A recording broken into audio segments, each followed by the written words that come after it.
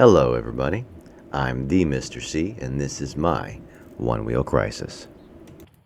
Hello everybody. Today we'll be riding Richmond from Churchill North to Shakahoe Bottom. One of my hobbies is board games. Well, technically it's an illness, but we're going to keep this positive. I run a game group that meets Thursdays in Midlow and have about 400-ish games.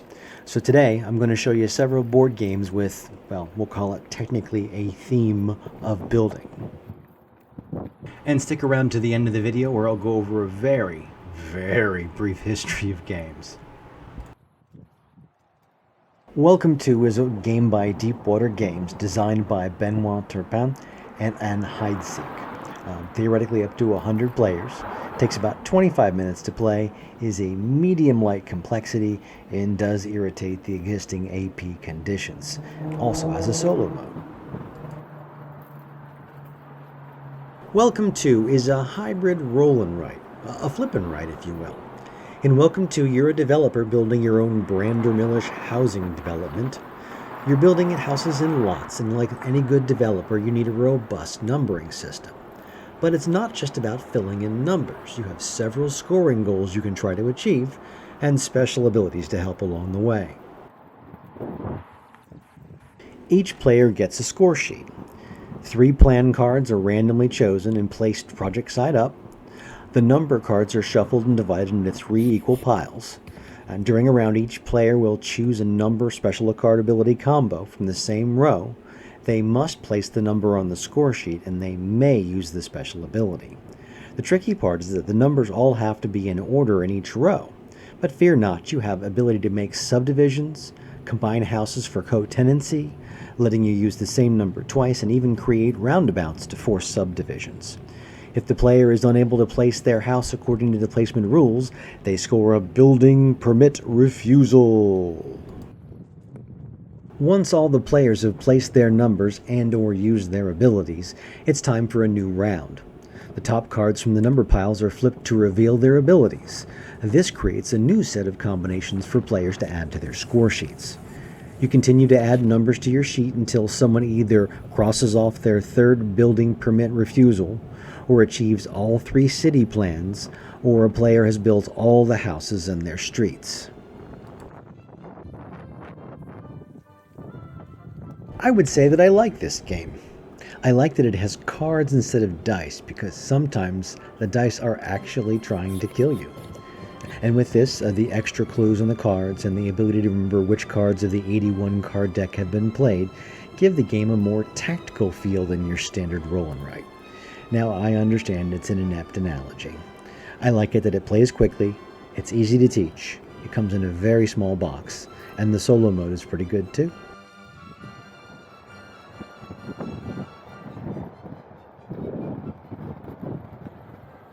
Walking in Burano, put out by Emperor S4 Games, designed by Wei Min Ling, art by Miserly.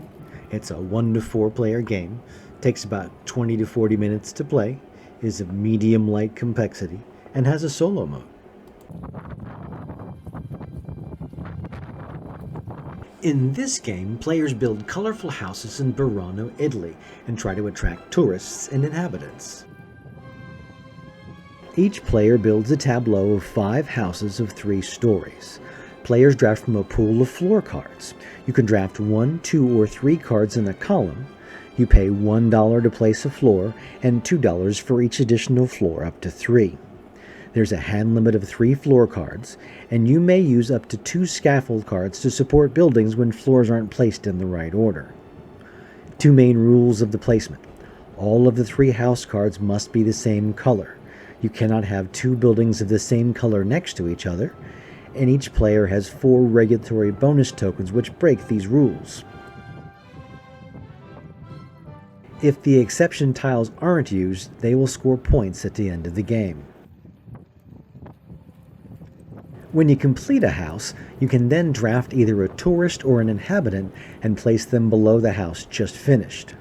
The tourists give points at the end of the game for different things such as cats in your house or flower pots. Inhabitants score similar types of things in horizontally adjacent floors for the most part. There are lots of different ways to score. The game ends when a player has built all their houses, and then the neighborhood is scored. Highest score wins. When well played, I find walking in Burrow can be surprisingly cutthroat. I find that building buildings quickly, even when there are penalties, is the best plan as it forces your fellow players to play a more aggressive game. Mistakes will be made, of course, but every move counts in this game.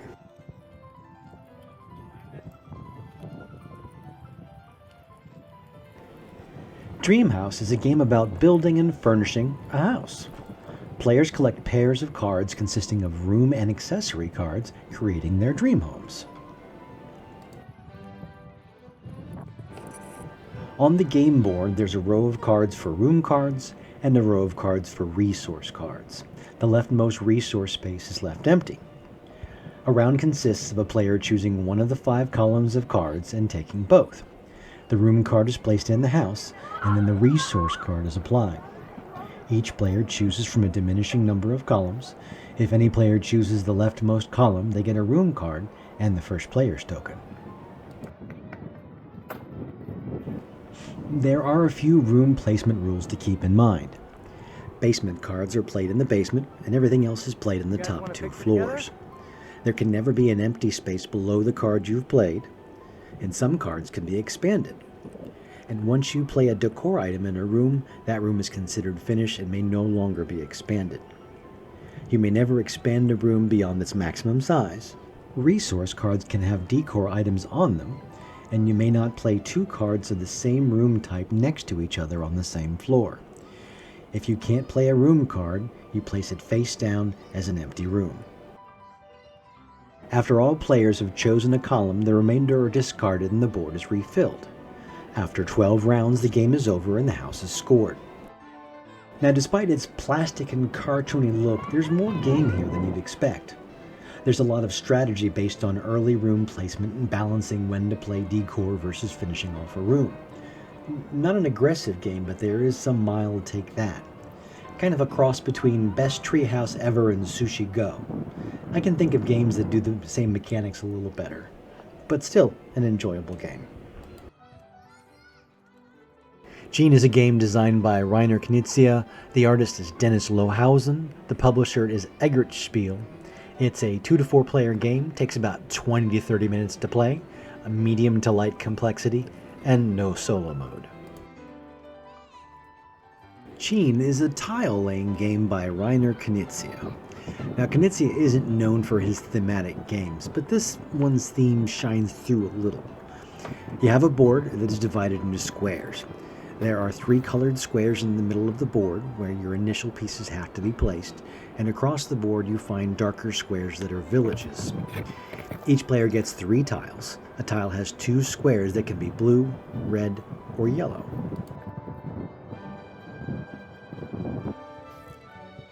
During their turn, the player places a tile. What could be simpler? If they create an area of 2 or more squares of the same color, they place a pagoda on the newly created province. When the province is 5 or more squares, the player can place another pagoda on the existing pagoda. That area is now safe. Safe from what, you ask? Safe from the conquering hordes, the other players. When a player decides to absorb another player's province, he must have at least 1 more square of province territory than the province he is attempting to absorb before he places the connecting tile. The player with the least number of province territory squares removes their pagoda from the board, and the area is now controlled by the absorbing player.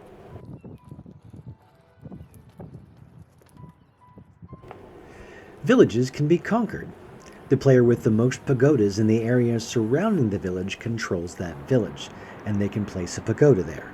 The pagoda remains until another player places more pagodas than the controlling player has. When the player has placed his last pagoda, they are the winner. Is it one of Knizia's best? Probably not. But like most Knizia's simple rule set games, like Lost Cities, Blue Moon, Ingenious, Indigo, quick to learn, but hard to master. There's a lot more depth than you would expect, and I've been playing this game for 10 years now, and everyone I've taught has loved it.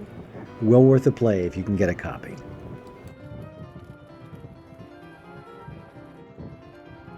This game is one of my top 10. Suburbia is a game by Bezier Games, designed by Ted Alspach, with art by a bunch of people. 1 to 4 players, I think best at 3. Takes roughly an hour, hour and a half to play.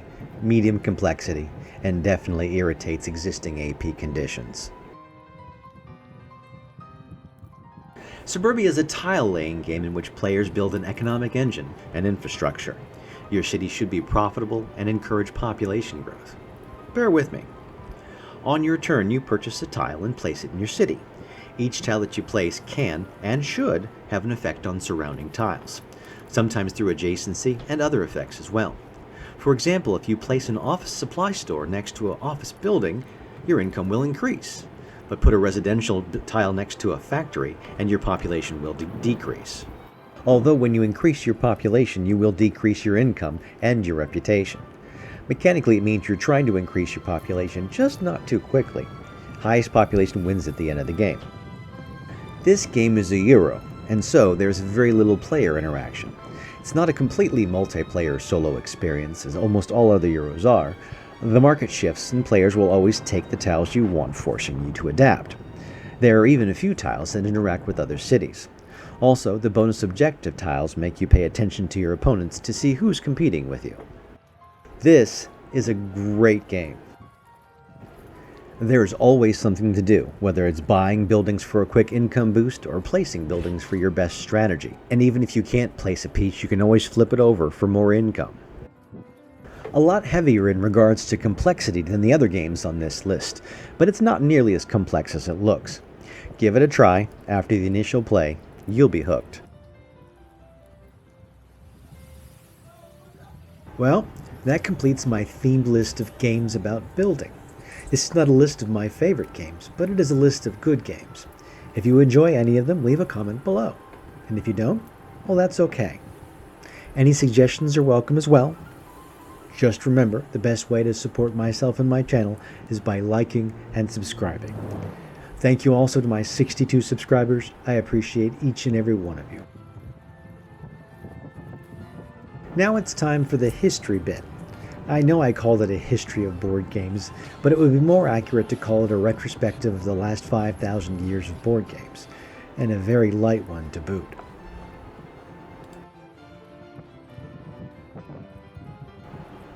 Board games have been around for thousands of years, and in Turkey they discovered the 5,000-year-old Basur Hoyuk burial mound.